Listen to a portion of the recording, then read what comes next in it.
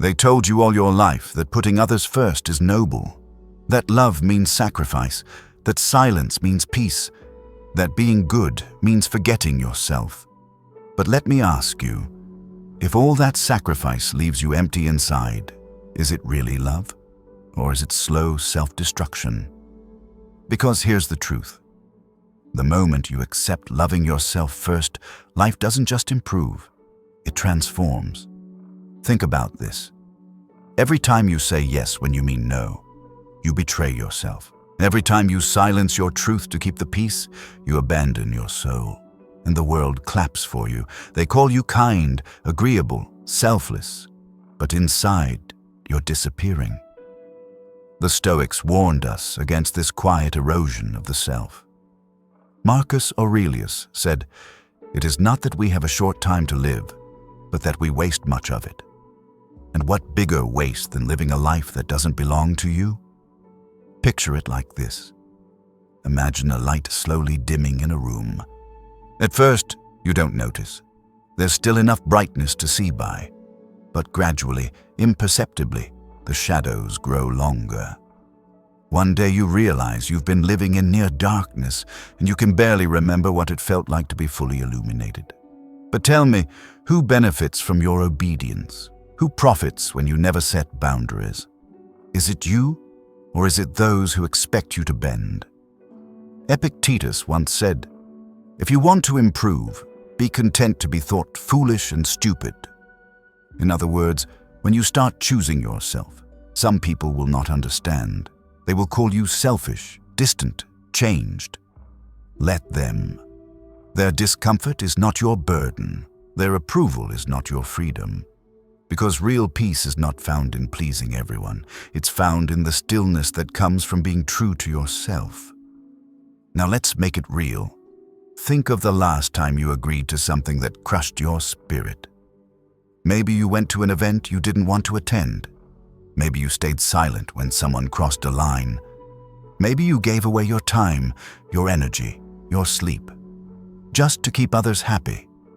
On the surface, it looked like kindness, but deep down, it was betrayal.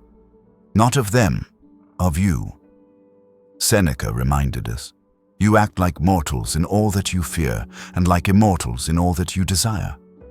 You fear saying no, you fear rejection, you fear judgment, yet you act as if your life is endless. But it's not. And every yes that insults your soul takes you further from the life you're meant to live. Here's the shift. Loving yourself first isn't arrogance, it's alignment. It's not rejection of others, it's respect for yourself. It's not selfishness, it's sovereignty. And yes, it feels uncomfortable at first. The first no feels like rebellion. The first boundary feels like confrontation. The first moment you choose solitude feels like exile. But those feelings aren't signs you're doing wrong. They're proof you're returning home. As Marcus Aurelius also said, waste no more time arguing about what a good person should be. Be one. And being good isn't about destroying yourself for others. It's about living with truth, with integrity, with respect for the soul you've been given. So what are you waiting for? When will you stop trading your authenticity for acceptance? When will you finally say, enough? Because when you accept loving yourself first, life doesn't just change, it transforms. If this spoke to you, don't just keep it to yourself. Like this video if it resonated. Share it with someone who needs this truth. Drop a comment. I'd love to hear your story. And most importantly, subscribe so you don't miss more Stoic wisdom and reminders to live free, to live whole, to live true. Because transformation begins the moment you choose yourself, and that moment starts now. Point 1. Sacrifice versus self-destruction. They told you since childhood that to love is to give everything, that the more you suffer, the more noble you are, that to be good means to put yourself last, always. But consider this. If your love leaves you broken, if your sacrifice leaves you hollow, is that really love? or is it a slow form of violence against yourself? This is where we confuse virtue with erasure.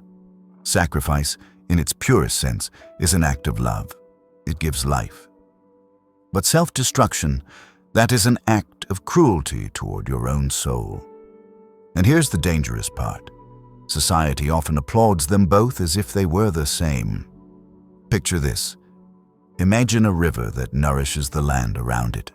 True sacrifice is when the river shares its water. Crops grow, animals drink, life flourishes, and the river continues to flow. But self-destruction? That's when the river drains itself completely, leaving only dry cracks in the earth. Nothing grows. Not even the river survives. Marcus Aurelius warned, a man should be upright, not kept upright. In other words, your worth cannot depend on how much you destroy yourself for others. Standing tall is not the same as being held together by exhaustion and endless giving. Think of the mother who never rests, the friend who always says yes, the employee who gives every ounce of energy until their body breaks. On the surface, they look kind, devoted, dependable. But behind closed doors, they're drowning in silence. And here's what you must confront. Who truly benefits from this? Who gains when you erase yourself? Is it really the people you love, or is it those who've grown comfortable with your obedience, your silence, your endless compliance? Epictetus once said, "No great thing is created suddenly." The slow destruction of your spirit doesn't happen in a single day. It happens choice by choice, yes after yes, silence after silence, until one morning you wake up and realize you've vanished. Real sacrifice has balance. It is like pruning a tree so that new fruit can grow. Self-destruction is chopping down the entire trunk and calling it generosity. One sustains life, the other ends it. So, reflect honestly. When you give, are you giving from fullness or from emptiness? Seneca reminds us, he who is brave is free. And bravery today might look like this. Saying no when you're exhausted, setting boundaries when you're overwhelmed, protecting your own essence so that it doesn't disappear into the void. That is not selfishness. That is self-respect. Here's a small, relatable example. Imagine you've worked all week and someone asks for your help on the weekend. You're drained, you need rest, but you say yes anyway, because you don't want to disappoint them. At first, they're grateful. They call you dependable, loyal, generous. But when you collapse into bed later, empty and resentful, reflect on this. Was that love, or was that quiet violence against yourself? Sacrifice without boundaries is not love. It is slow erasure. It turns your kindness into exhaustion, your loyalty into chains, your generosity into self-abandonment. Zeno of Cilium, the founder of Stoicism, taught, man conquers the world by conquering himself. You do not conquer yourself by destroying your own spirit. You conquer yourself by aligning with truth. And the truth is simple. If you drain yourself completely, you will have nothing left to offer the world. So, here's the call to reflection. Stop glorifying exhaustion. Stop mistaking silence for peace. Stop sacrificing yourself to the point where nothing remains. Instead, learn to give in a way that sustains you too. Nourish others, but keep your river flowing. Because the world doesn't need your ashes. It needs your light. So, consider this carefully. Are you truly sacrificing, or are you slowly erasing yourself? And how much longer will you confuse the two? Because the moment you learn the difference, life doesn't just get lighter, it transforms. Point 2. Self-betrayal through small choices. You think betrayal is dramatic. You think it's the big moments, the broken promises, the shattered trust, the lies that destroy everything. But what if I told you the deepest betrayal doesn't announce itself? It doesn't come with thunder and lightning. It comes quietly, in the small choices you make every single day. Let me show you what I mean. You're at dinner with friends. Someone makes a comment that stings. It crosses a line. You feel it in your chest. That tightness, that signal from your soul that says, this isn't okay. But you say nothing. You smile. You change the subject. You tell yourself it's not worth the conflict. And just like that, in that single moment of silence, you betray yourself. Or this, you're exhausted. Your body is begging for rest. But your phone rings. Someone needs a favor. You don't want to help. You know you shouldn't, but you say yes anyway, because you're afraid of looking selfish, afraid of disappointing them, afraid of being seen as anything less than dependable. And in that one word, yes, you abandon yourself. These aren't big moments. They don't feel dramatic, but they are the architecture of your life. And Epictetus understood this when he said, it's not what happens to you, but how you react to it that matters. Every small reaction, every quiet compromise, every choice to silence your own voice, it shapes who you become. Think of it like this. Imagine you're walking on a path. Each small betrayal is a single step in the wrong direction. One step doesn't take you far, but 1,000 steps? 1,000 silent yeses, 1,000 swallowed truths, 1,000 moments where you chose peace over honesty? Suddenly, you look around and realize you're miles away from where you were meant to be, and you don't even know how you got there. Marcus Aurelius wrote, "The soul becomes dyed with the color of its thoughts." But I'd add this, the soul also becomes shaped by the weight of its compromises. Every time you choose comfort over truth, every time you shrink to fit someone else's expectations, you're not just bending, you're breaking. Slowly, invisibly, but breaking all the same. Here's what makes it so dangerous. These small betrayals feel justified in the moment. You tell yourself stories. It's not a big deal. I'm just being nice. It's easier this way. I'll speak up next time. But next time never comes, and the pattern deepens. Seneca warned us, we suffer more often in imagination than in reality. But sometimes the suffering isn't imagined. It's real. It's just so gradual that you don't notice it until the damage is done. Until one day you look in the mirror and think, when did I become this person? When did I stop fighting for myself? Let me give you another example. You have a dream. Maybe it's writing a book, starting a business, learning a new skill. But every day, you push it aside.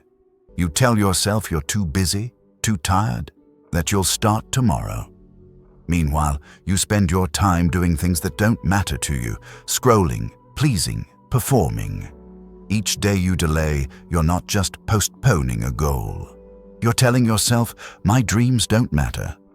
My desires aren't important. I can wait, and that is self-betrayal in its quietest, cruelest form. Zeno of Citium taught, well-being is realized by small steps, but is truly no small thing. The reverse is also true. Self-destruction happens in small steps, but it is no small thing. It accumulates, it compounds, and one day you wake up and realize you've spent years living a life that was never yours. So, what's the antidote? Awareness, honesty, courage in the smallest moments. Start here. The next time you feel that tightness in your chest, that whisper from your soul that says, this isn't right, don't ignore it. Speak, even if your voice shakes, even if it's uncomfortable. Because that discomfort is not a sign of weakness. It's proof that you're still alive, still fighting, still honoring the truth within you. The next time someone asks something of you and you feel resistance, pause. Ask yourself, am I saying yes from love or from fear? Am I giving freely, or am I giving to avoid guilt? And if the answer is fear, if the answer is guilt, then have the courage to say no. As Epictetus also said, first say to yourself what you would be, and then do what you have to do. Who do you want to be? Someone who lives with integrity, who honors their own voice, who walks their own path. Then start doing what that person would do, starting with the smallest choices. Because here's what matters. You will not reclaim your life in one grand gesture. You will reclaim it choice by choice, moment by moment, small truth by small truth. And every time you choose yourself, even in the smallest way, you are not being selfish. You are being loyal, loyal to the soul you were given, to the life you are meant to live. So, reflect on this. What small betrayal have you been allowing? What quiet compromise has become your norm? And what would change if, starting today, you chose differently? Because transformation doesn't require a revolution. It requires one honest choice, and then another, and it starts now. But understanding this pattern is one thing. Recognizing who benefits from it is another revelation entirely. Point 3. Who really benefits from your obedience? Now ask yourself something uncomfortable. Who truly profits when you never say no? Think about it. Really think. When you swallow your truth to keep the peace, when you bend to avoid conflict, when you say yes through gritted teeth, who wins? Is it you? Or is it the people who've learned that you'll always bend, that you'll always comply, that you'll never push back? This is the question most people avoid, because the answer is painful. The answer reveals something we don't want to see, that your kindness has been weaponized, that your silence has been exploited, that your obedience has become someone else's convenience. Marcus Aurelius wrote, "If you are distressed by anything external, the pain is not due to the thing itself, but to your estimate of it, and this you have the power to revoke at any moment." In other words, the discomfort you feel when setting boundaries. That's not because boundaries are wrong. It's because you've been conditioned to believe that your comfort matters less than theirs. Let's be blunt. There are people in your life who need you to stay small. They need you agreeable, predictable, manageable. Not because they love you, but because your compliance serves them. Your boss who expects you to work late without question. Your friend who only calls when they need something. The family member who guilt-trips you into attending every event. The partner who expects you to sacrifice your dreams so theirs can flourish. They don't say it out loud. They don't sit you down and say, "I need you to abandon yourself for me." Number. They use softer weapons. Guilt, disappointment, the silent treatment. Or worse, they frame your boundaries as betrayal. They call you selfish when you choose yourself. They call you cold when you protect your peace. They call you difficult when you stop being convenient. And here's the trap. You believe them. You internalize their discomfort as your failure. You think, maybe I'm selfish. Maybe I should try harder. Maybe I'm the problem. And so you shrink again. You apologize. You bend. And the cycle continues. Epictetus warned, "There is only one way to happiness, and that is to cease worrying about things which are beyond the power of our will." But your obedience is not beyond your will. Your compliance is a choice. And the moment you realize that, everything changes. So, let's expose the pattern. Pay attention to who gets upset when you set a boundary. Pay attention to who calls you changed when you start honoring yourself. Pay attention to who disappears when you're no longer useful. Those responses tell you everything. They reveal who loved you for you and who loved you for what you provided. Seneca said, "We are more often frightened than hurt, and we suffer more in imagination than in reality." You've been imagining catastrophe. You've been thinking, if I say no, they'll leave. If I speak up, they'll reject me. If I stop performing, I'll be alone. But here's what you need to know. If saying no makes them leave, they were never truly with you. If speaking your truth pushes them away, they never wanted the real you. If stopping your performance ends the relationship, then the relationship was a transaction, not a connection. Let me give you an example. Imagine you've been the family mediator for years, every conflict, every drama. You're the one who smooths it over, who keeps everyone calm, who sacrifices your own peace to maintain theirs. And one day, you stop. You say, I can't do this anymore. What happens? Some will panic. Some will be angry. Some will accuse you of abandoning them. But ask yourself honestly, were they concerned about your well-being when you were drowning in their chaos? Or were they just comfortable with your obedience? Zeno of Cilium taught, we have 2 ears and 1 mouth, so we should listen more than we say. But I'd add this, listening doesn't mean obeying. Hearing someone's request doesn't mean you're obligated to fulfill it. Understanding their disappointment doesn't mean you're responsible for fixing it. Here's the shift. Your obedience is not a virtue when it comes at the cost of your soul. Your compliance is not love when it requires self-destruction. Your agreeableness is not kindness when it leaves you hollow. Real relationships, healthy, genuine, life-giving relationships, they don't require your obedience. They require your honesty. They don't need you silent. They need you real. They don't demand your submission. They celebrate your strength. So consider this carefully. Who really benefits from your obedience? And more importantly, what would your life look like if you stopped giving it? Because the people who truly love you won't punish you for choosing yourself. They won't guilt you for having boundaries. They won't call you selfish for honoring your own needs. And the ones who do, they were never on your side. They were on the side of your obedience. And the moment you stop providing it, they reveal themselves. So, stop bending. Stop apologizing for your boundaries. Stop sacrificing yourself to maintain relationships that only exist because you're compliant. Because you were never meant to be obedient. You were meant to be free. And freedom begins the moment you ask, who benefits? And choose yourself. And when you finally make that choice, you'll face an inevitable reaction from those around you. Point 4. Epictetus on being misunderstood. Here's what Epictetus knew that most people never learn. The moment you start living authentically, you will be misunderstood.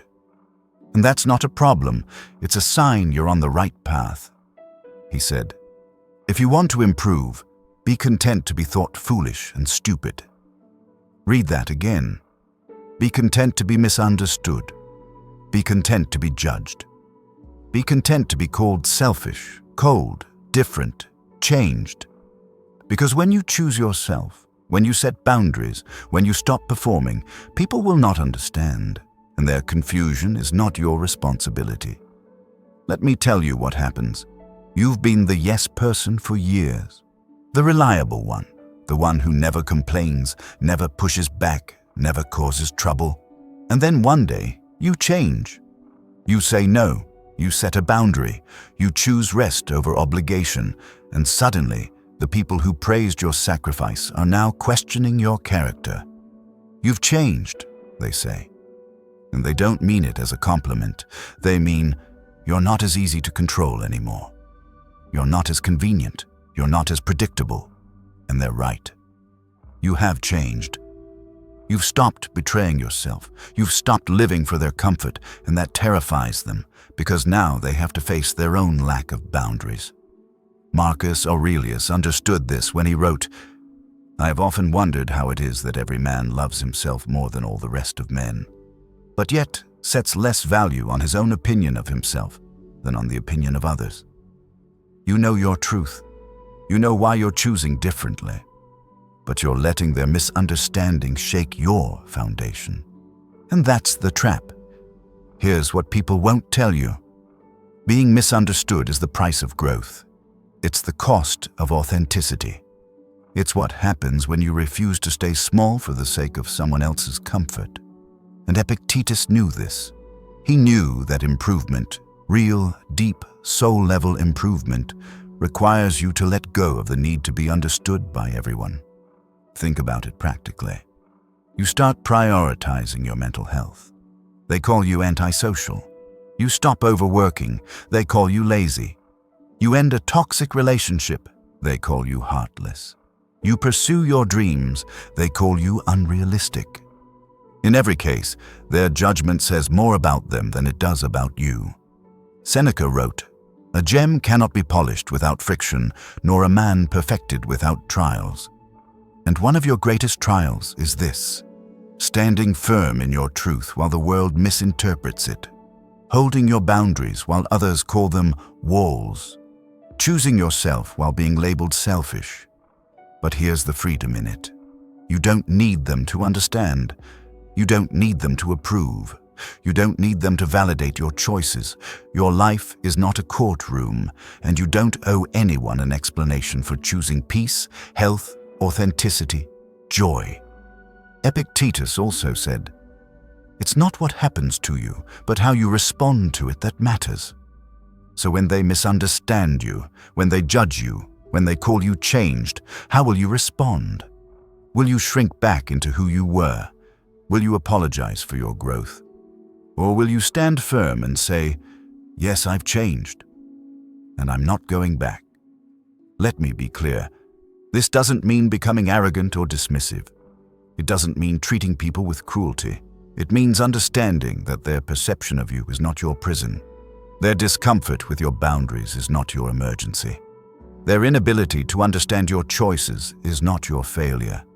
The people who matter, the ones who truly see you, they won't need an explanation. They'll witness your peace and celebrate it. They'll see your boundaries and respect them. They'll notice your growth and encourage it. And the ones who don't, they were never meant to walk this path with you. So, here's what Epictetus was trying to tell you. Being misunderstood is not a sign you're doing something wrong. It's often a sign you're doing something right. It means you're no longer bending to fit someone else's idea of who you should be. It means you're finally living as yourself. Messy, imperfect, but real. And that's not foolish, that's not stupid, that's courage. So let them misunderstand, let them judge, let them call you changed.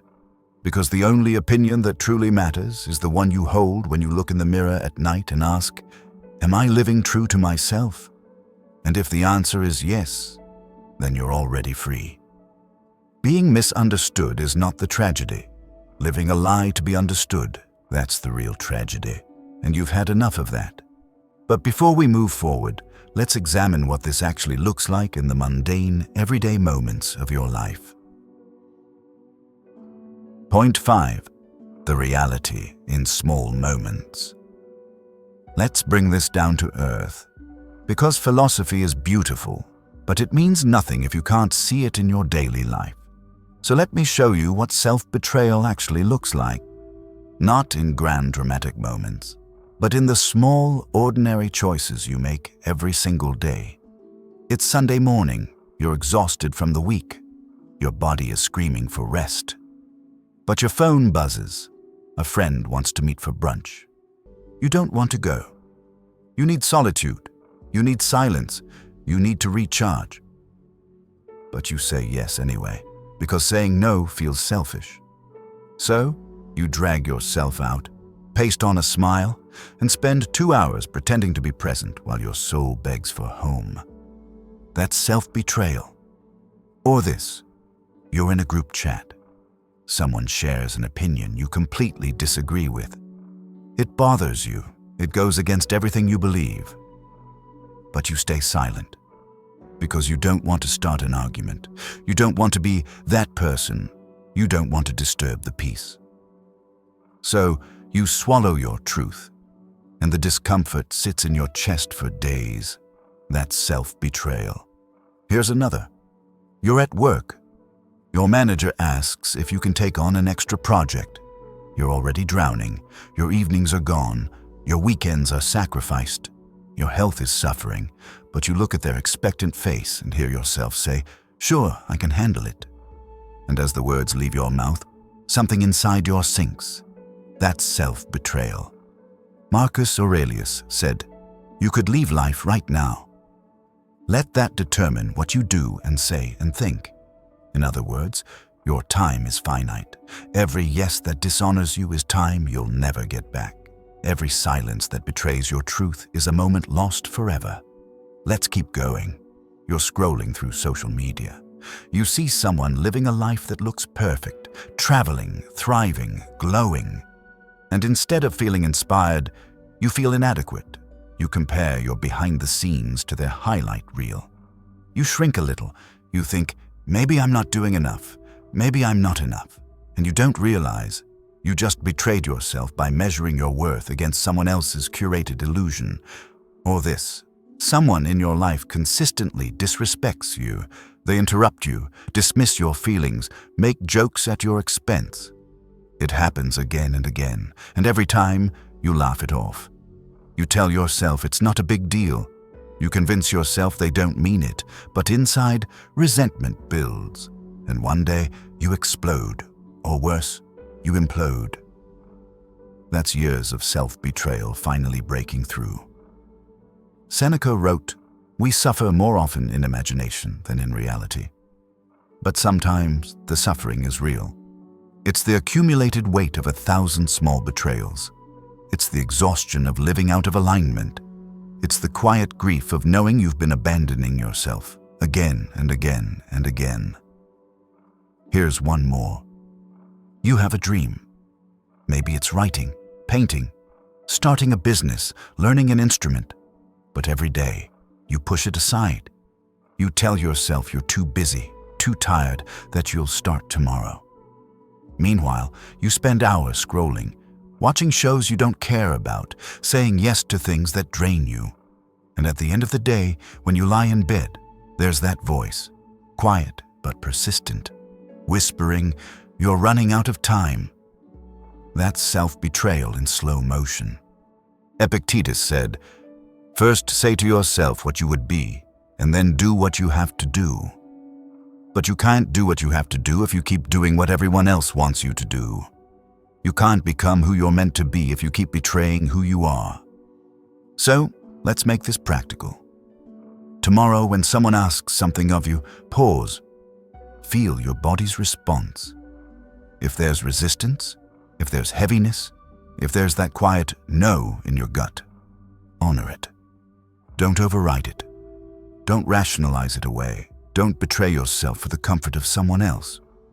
When you're about to say yes, ask yourself, am I saying yes from love or from fear? From fullness or from guilt? And if it's fear, if it's guilt, then find the courage to say no. These aren't dramatic moments. They're not life or death decisions. But they are life-defining, because your life is built from these small choices. And every time you choose yourself, even in the smallest way, you're building a life that's actually yours. Zeno of Cilium taught, well-being is realized by small steps. So, take the step. Honor the Sunday rest. Speak your truth in the group chat. Say no to the extra project. Stop comparing yourself. Set the boundary. Protect the dream. Because transformation doesn't happen in one grand gesture. It happens in these quiet, everyday moments when you finally choose yourself. And that choice, it changes everything. Now let's look at what happens when you've been performing for so long that you've forgotten who you are beneath the applause. Point 6. The applause and the emptiness. Here's something they don't tell you. The loudest applause can come with the deepest emptiness. You've built a life that looks perfect from the outside. People praise you. They admire your kindness, your generosity, your willingness to show up for everyone. You're the dependable one, the selfless one, the one who never says no. And the world rewards you for it, with gratitude, with approval, with that warm feeling of being needed. But late at night, when the doors close and the lights go out, when there's no one left to perform for, there's only silence. And in that silence, a question echoes. If everyone loves who I pretend to be, does anyone even know who I actually am? This is the paradox of living for applause. The more you collect approval from others, the more you lose connection with yourself. And Marcus Aurelius understood this deeply when he wrote, "Everything we hear is an opinion, not a fact. Everything we see is a perspective, not the truth. In other words, the version of you that people celebrate. It's their interpretation, their projection, their need. It's not necessarily you. Let me paint the picture more clearly. Imagine you're an actor on a stage. Every day, you perform brilliantly. The audience claps, they cheer, they call you magnificent. But here's the thing. You've been playing the same character for so long that you've forgotten who you are without the costume. You've confused the role with your identity. And when the curtain falls and you're alone backstage, you realize you don't recognize your own reflection. This is what happens when you build your life around external validation. You become addicted to the applause. You shape yourself to fit what others expect. You silence your own voice because speaking your truth might disturb the harmony. And slowly, subtly, the real you disappear beneath layers of performance. Epictetus warned, if you wish to be a writer, write. But I'd extend that. If you wish to be yourself, you must stop performing someone else. You must stop editing your thoughts to please the room. You must stop bending your truth to earn comfort from those who will never truly see you. Let's get practical. Think about the last time you shared something real, something vulnerable, something true, and it wasn't received well. Maybe you expressed a boundary and someone called you difficult. Maybe you shared an unpopular opinion and felt the room go cold. Maybe you said no and watched disappointment flash across someone's face. What did you do next? Did you stand firm in your truth? Or did you backtrack, soften, apologize, just to restore the applause? Here's what Seneca said. It is the power of the mind to be unconquerable. But you cannot be unconquerable if you're constantly surrendering your truth for approval. You cannot stand firm if you're always adjusting yourself to match the expectations of others. The tragedy is this. The people who applaud your performance don't actually know you. They know the version you've created for them. They love what you do for them, not who you are beneath it all. And the moment you stop performing, many of them will leave. Not because you changed, but because you stopped pretending. And here's the reality you must face. That's okay. Because real connection, true, deep, authentic connection, doesn't come from applause. It comes from being seen, truly seen. Not for what you do, not for how you serve, not for how you perform, but for who you are when all the masks fall away. Zeno of Citium taught the goal of life is living in agreement with nature. And your nature isn't to be a performer. Your nature is to be whole, to be honest, to be free. And freedom begins the moment you stop living for the opinions of others. Now, I'm not saying you should become reckless or cruel. I'm not saying you should disrespect people or burn bridges for no reason. What I'm saying is this. There's a difference between being kind and being compliant. There's a difference between being loving and being obedient. There's a difference between connection and performance. Marcus Aurelius also wrote, "You have power over your mind, not outside events." Realize this, and you will find strength. The applause of others is an outside event. It comes and goes. It changes with the wind. But the silence within you, that stillness, that truth, that voice that knows who you really are, that is your power.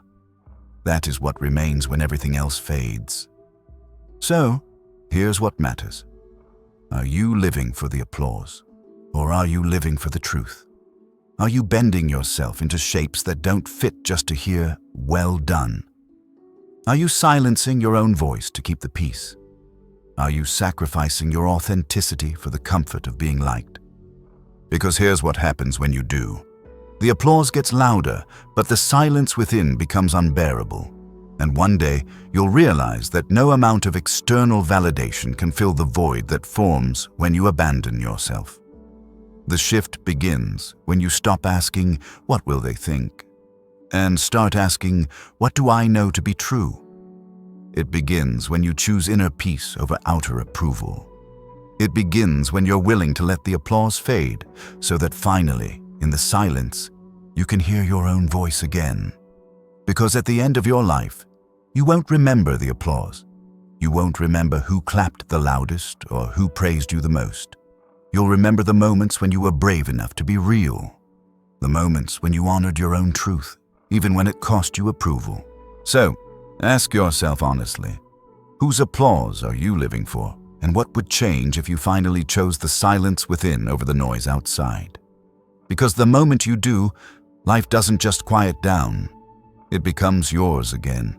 And when you reclaim that inner voice, you'll realize something powerful about what you've lost along the way. Point 7. Everyday, relatable examples. Let's bring this down to earth. Because philosophy is beautiful, but it means nothing if you can't see it in your daily life. So let me show you what self-betrayal actually looks like. Not in grand dramatic moments, but in the small, ordinary choices you make every single day. It's Sunday morning. You're exhausted from the week. Your body is screaming for rest. But your phone buzzes. A friend wants to meet for brunch. You don't want to go. You need solitude. You need silence. You need to recharge. But you say yes anyway because saying no feels selfish. So you drag yourself out, paste on a smile, and spend 2 hours pretending to be present while your soul begs for home. That's self-betrayal. Or this. You're in a group chat. Someone shares an opinion you completely disagree with. It bothers you. It goes against everything you believe. But you stay silent. Because you don't want to start an argument. You don't want to be that person. You don't want to disturb the peace. So, you swallow your truth, and the discomfort sits in your chest for days. That's self-betrayal. Here's another. You're at work. Your manager asks if you can take on an extra project. You're already drowning. Your evenings are gone. Your weekends are sacrificed. Your health is suffering. But you look at their expectant face and hear yourself say, "Sure, I can handle it." And as the words leave your mouth, something inside you sinks. That's self-betrayal. Marcus Aurelius said, "You could leave life right now." Let that determine what you do and say and think. In other words, your time is finite. Every yes that dishonors you is time you'll never get back. Every silence that betrays your truth is a moment lost forever. Let's keep going. You're scrolling through social media. You see someone living a life that looks perfect, traveling, thriving, glowing. And instead of feeling inspired, you feel inadequate. You compare your behind the scenes to their highlight reel. You shrink a little. You think, maybe I'm not doing enough. Maybe I'm not enough. And you don't realize you just betrayed yourself by measuring your worth against someone else's curated illusion. Or this, someone in your life consistently disrespects you. They interrupt you, dismiss your feelings, make jokes at your expense. It happens again and again, and every time you laugh it off. You tell yourself it's not a big deal. You convince yourself they don't mean it. But inside, resentment builds. And one day, you explode. Or worse, you implode. That's years of self-betrayal finally breaking through. Seneca wrote, "We suffer more often in imagination than in reality." But sometimes the suffering is real. It's the accumulated weight of 1,000 small betrayals. It's the exhaustion of living out of alignment. It's the quiet grief of knowing you've been abandoning yourself again and again and again. Here's one more. You have a dream. Maybe it's writing, painting, starting a business, learning an instrument. But every day, you push it aside. You tell yourself you're too busy, too tired, that you'll start tomorrow.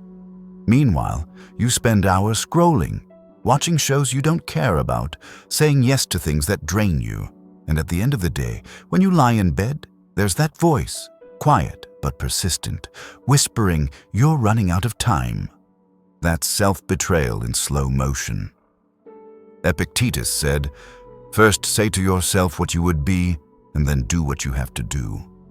But you can't do what you have to do if you keep doing what everyone else wants you to do. You can't become who you're meant to be if you keep betraying who you are. So, let's make this practical. Tomorrow, when someone asks something of you, Pause. Feel your body's response. If there's resistance, if there's heaviness, if there's that quiet no in your gut, honor it. Don't override it. Don't rationalize it away. Don't betray yourself for the comfort of someone else. When you're about to say yes, ask yourself, am I saying yes from love or from fear? From fullness or from guilt? And if it's fear, if it's guilt, then find the courage to say no.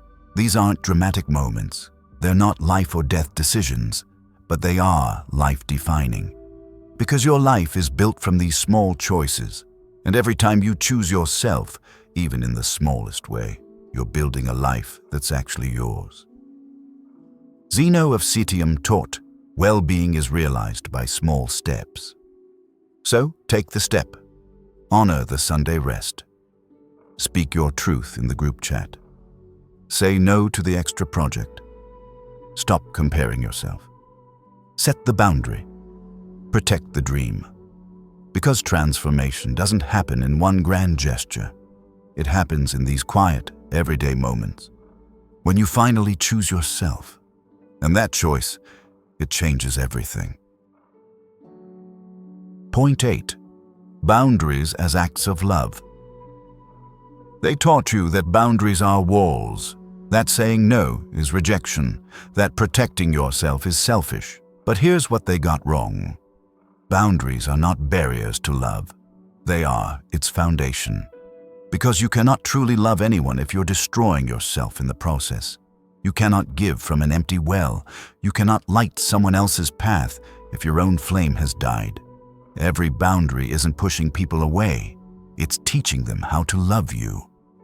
Marcus Aurelius wrote, "Confine yourself to the present, and in this present moment, your soul is telling you what it needs, what it can't sustain."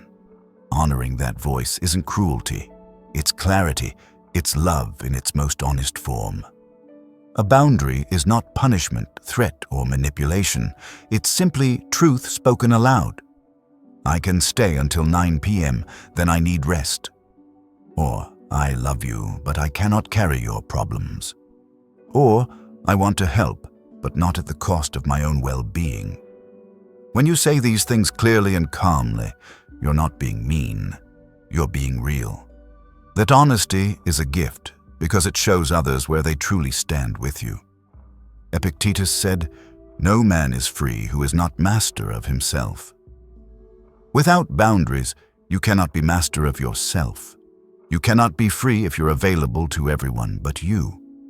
Without boundaries, relationships become transactional. People push until you bend, guilt until you comply, demand until you abandon yourself. Not because they're evil, but because you taught them your needs don't matter. But when you set boundaries, something shifts.